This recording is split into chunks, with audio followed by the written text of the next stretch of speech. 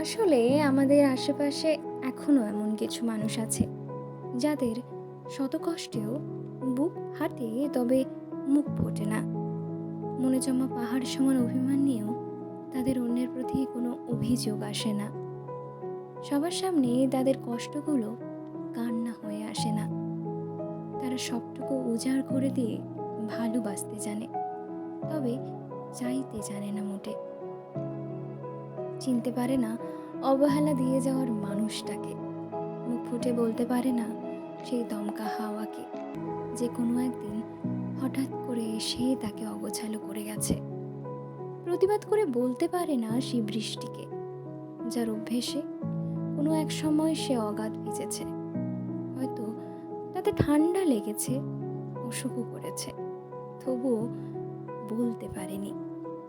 এইসব মানুষদের অন্যের প্রতি কোনো দাবি থাকে না, অপরকে ফিরিয়ে আনার যুক্তি থাকে না, ভালোবাসার কারণ থাকে না, আর ছেড়ে যাওয়ার বারণও থাকে না। এরা এমনই। আসলে এরা সহজে কাউকে না বলতে পারে না, আর হয়তো তাই এদেরকেই না বলা যায়। খুব সহজেই না বলে ছেড়ে চলে যাওয়া যায়।